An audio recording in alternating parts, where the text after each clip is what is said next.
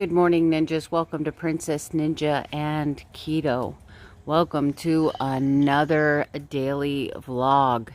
It has been, hear that? That's thunder. It has been a rough night with bad storms all night long, lightning and thunder, and of course, the dogs were not having it. This is what the morning sunlight looks like coming up. And this is what is leaving the area. Woo! Okay, time to get inside. But you saw that, right? I flinched. I know, I flinched. Been a rough night, guys. Alright guys, so I decided instead of doing a daily vlog today to do a topic-based video. We're going to be talking about the main reasons why I will overeat and the medical and scientific facts to back up how sleep deprived, anxiety, all of those things can cause elevated hunger. But before we get started, I just want to get one thing out of the way. In no particular order, I'm going to be naming the reasons why I tend to overeat. I'm going to be talking a little bit about any studies that I stumbled across or what my research was to find out like the medical reason for these. But I wanted to show you my refrigerator.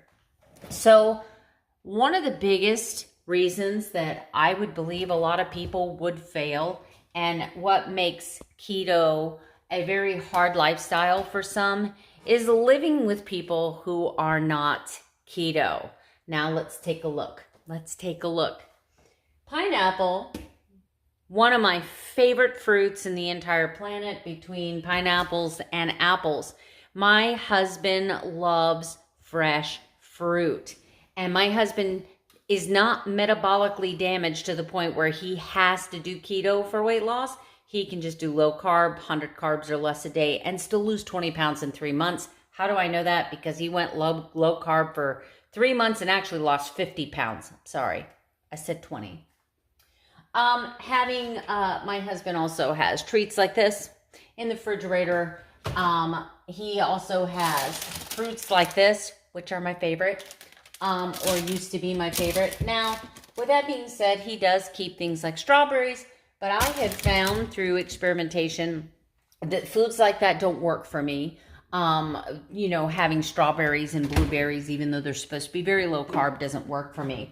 Constantly being exposed to non-keto foods. Like every time I open up this pantry or this refrigerator, visually I'm seeing food. Now, under normal circumstances, when I'm feeling good, I'm feeling positive, things are going well in my journey, none of that bothers me. He can sit down and order a pizza, cook a pizza, the whole house can smell like pizza, eat it in front of me, and I have no desire because things are going well, my brain's in a good place, my hormones are all in check, and I'm feeling pretty confident about myself. But from time to time, if life was perfect, that would be the perfect ideal situation, but life isn't perfect, and life throws us things all the time. But let's get back to family members who are not keto, because that's a big, huge contributing factor on things that can promote hunger, things that can promote snacking, binging, whatever the case may be. Constantly feeling like you're having to fight the urge, the temptation every time you open the fridge or pantry. But what if you live with a snacker, somebody who every 5 minutes is going to the fridge? Have you ever stopped to think what that does to your psyche? Here you are trying to do a couple meals a day. You're trying to fast. You're trying to reduce your blood sugar. You're doing all of the right things, right? And I'm not talking about white-knuckling hunger. I'm not talking about these people who will fast for 20 hours and they're just miserable the last 2 hours because they're so freaking hungry. I'm talking about just naturally, let's talk about just naturally falling into a state of ketosis and not being as hungry as you used to be. And let's just say you wake up at 8 in the morning, you're not really hungry. 9 o'clock, you start maybe feeling a little bit hungry. 10 o'clock rolls around. Yeah, maybe I'm a little bit hungry, right? But meanwhile, since 8 o'clock in the morning, this non-keto person has gotten up and cooked a Pop-Tart, gotten up and made something to eat. You've been exposed to the sounds of the refrigerator open. These are all things that from a very young child, we know that's the reason why when we open the refrigerator, the dogs come running. They recognize that sound. So do we. And we've been living with it a lot longer than our animals, right? The smells, the sound of somebody chewing. Hopefully you have people in your house that are polite and chew with their mouth shut. But I'm just saying, if they're eating something crunchy, the sound of that somewhere in our brain is playing. So I would have to say that the top reasons why I want to eat when I'm not hungry would be the fact that I share a home with somebody who does not live a ketogenic lifestyle, someone who constantly munches snacks, runs to the refrigerator. That has got to be the something that I know that every single day I've got to put on my armor. I've got to gear up. And I got to tell you, I know not all of you pray, but I literally, that's one of the things that I add in when I'm putting on the armor of God every day. I'll say, please help me with my binge eating. Please take away the desire to snack incessantly, overeat, and punish myself with food, right? Let's just be grateful today that we have what we have to eat and feel blessed.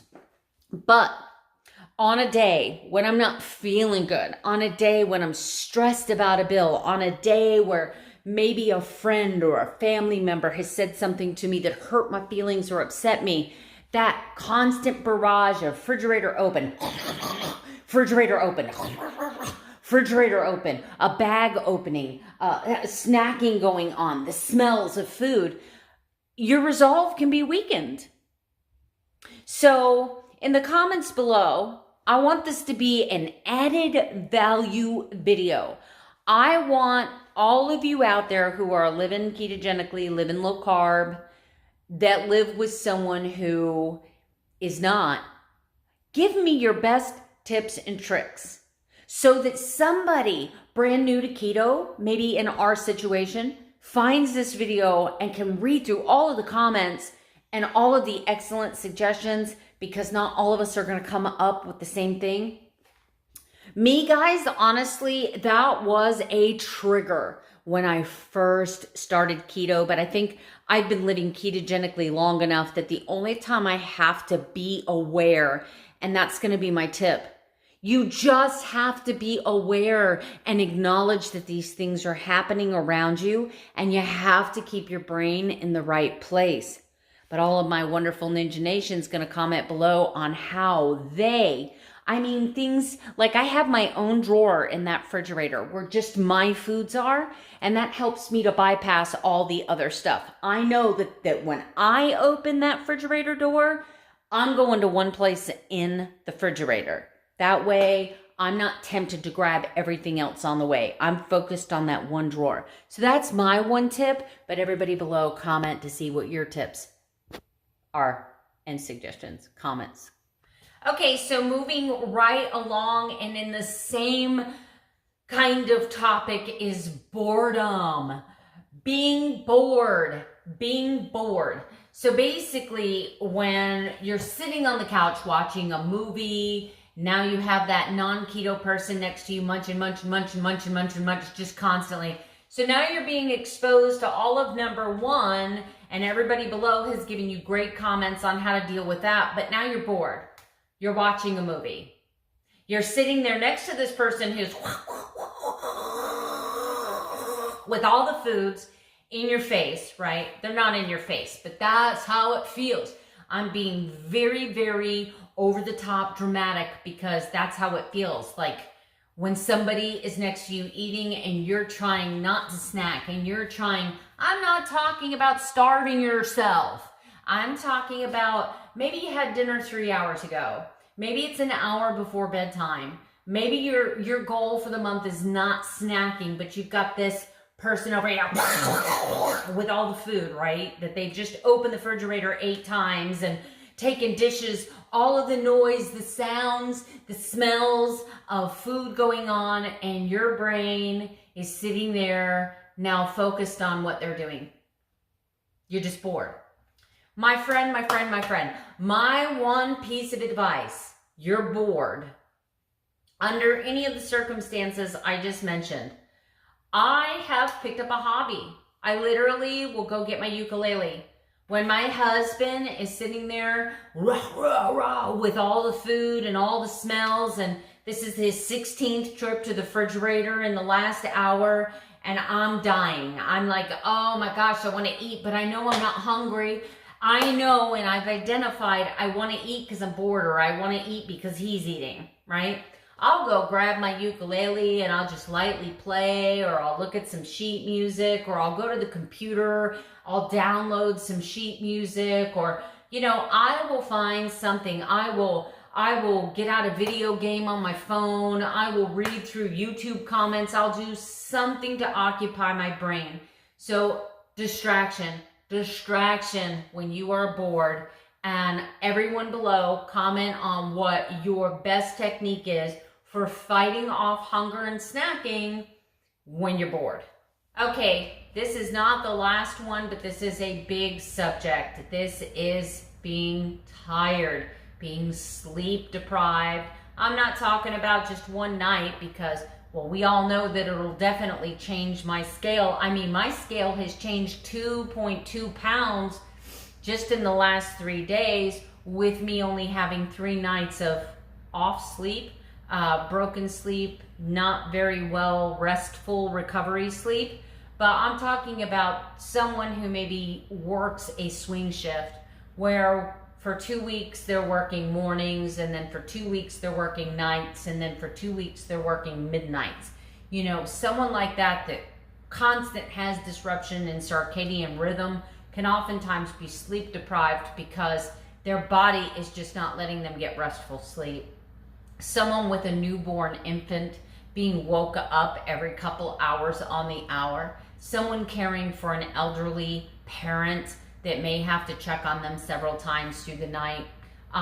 Anyone in those circumstances could become prolonged sleep deprived, and that's what I'm talking about. But I did a little bit of research on this, and I have some notes here because there's a lot. So I read a paper by the Cognitive Neuroscience Society that did studies on how sleep deprivation can make us hypersensitive to smell.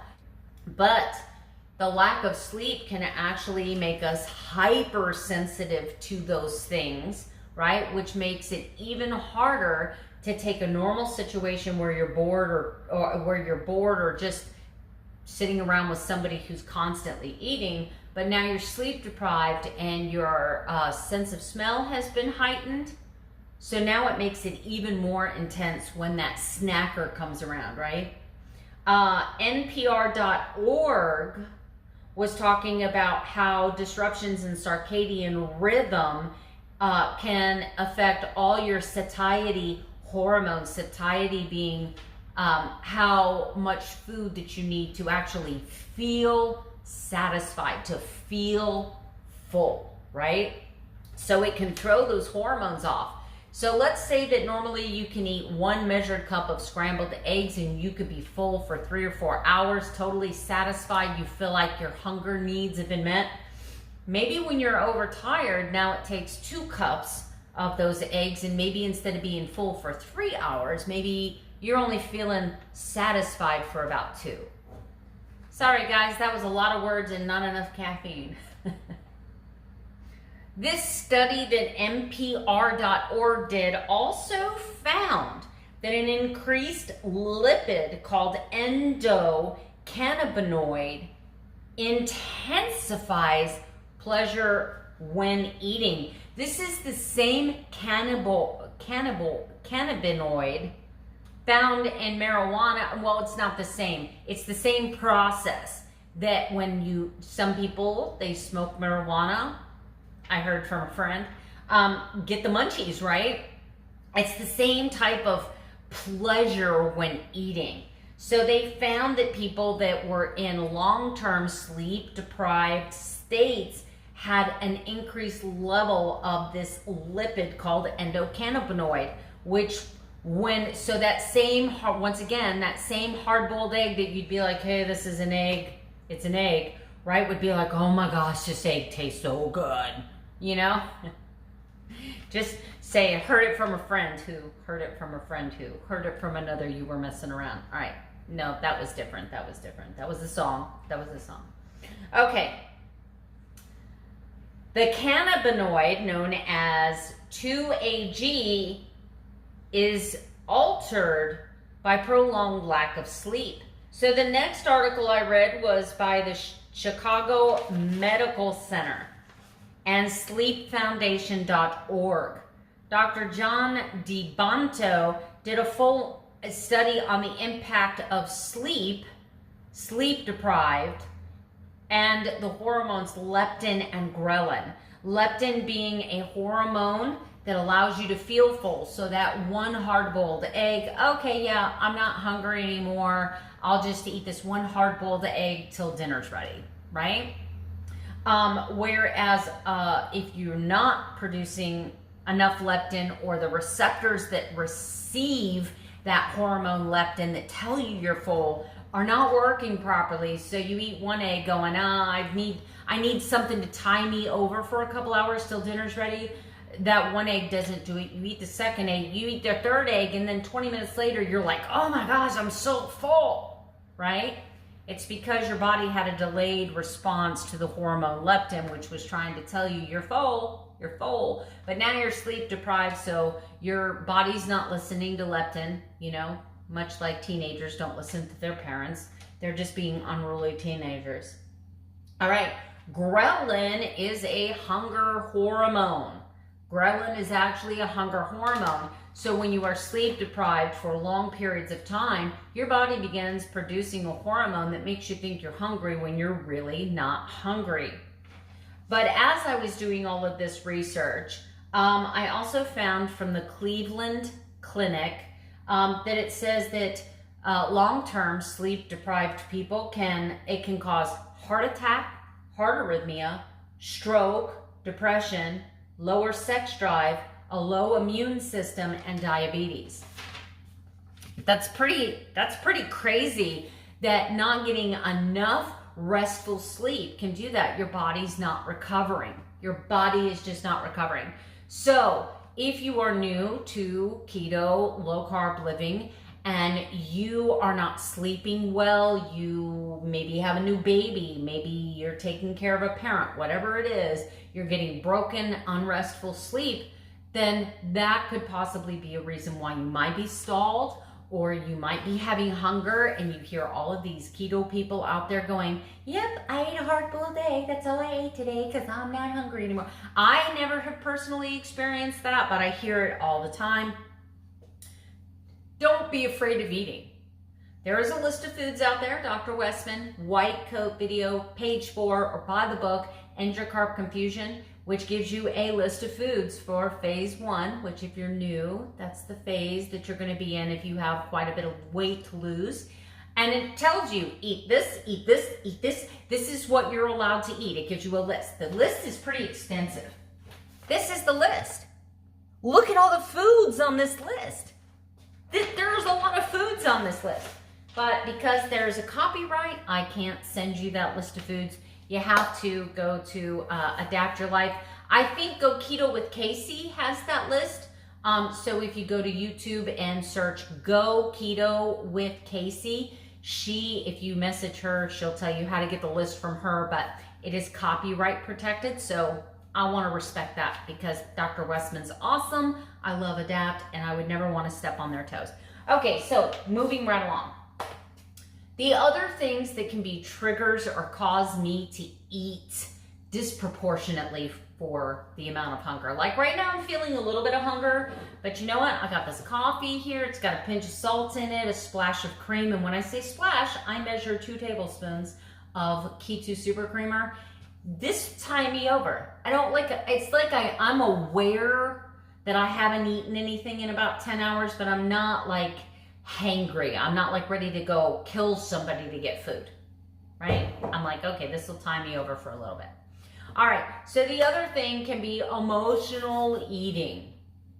Emotional eating. But Dr. Westman, during a live video on our private Adapt for people who have taken the Keto Masterclass, did a full-on video, and he said People come to me all the time because Dr. Westman works for Duke University, and he sees thousands and thousands of obese, diabetic, immune compromised, all of these people, and helps them lose weight, right? Using his method, which is actually adopted and tweaked a little bit from Dr. Atkins, right? So Dr. Westman says all these people come to him and say, I'm an emotional eater. And he's like, well, can you emotionally binge on 12 hard-boiled eggs? Are you truly an emotional eater, or is it anxiety that's causing you to eat? Because if you can binge on keto-friendly foods. Keep some pre-cooked bacon in your fridge. Keep some hard-boiled eggs, some string cheese. I mean, overeating is never good for you. But if you're gonna binge because you're emotional, I don't want you to binge. I want you to try to work on yourself. But I'm a former binge eater, and I fall short all the time. If you're gonna binge on keto-friendly foods. Eat the bag of pork rinds, but don't expect weight loss the next day. Eat 3 pieces of string cheese. Eat 3 or 4 hard-boiled eggs. Because what you're doing is you're still eating an abundance of food, you're filling yourself up, but you're not creating a really huge spike in your insulin, right? Which then undoes a lot of your progress. So if you're new to keto, you want to kind of stay away from straying off of this way of eating. But I'm going to have my Ninja Nation in the comments below. How do you deal with emotional eating? What kinds of things do you do to keep yourself from binging or going overboard when you're dealing with an emotional crisis? Me personally, through all of these reasons people fall off or cheat or whatever you want to call it, I'm going to say being aware that you're kind of in dangerous territory when any one of these situations come around. I think being aware that the danger is potential kind of helps you come up with a plan ahead of time and say, look, this is what I know is happening in my life. Like you have an elderly parent that maybe becomes ill. There's no preparing yourself for grief. There's no preparing yourself for heartache. There's no preparing yourself for a breakup, a divorce, or whatever.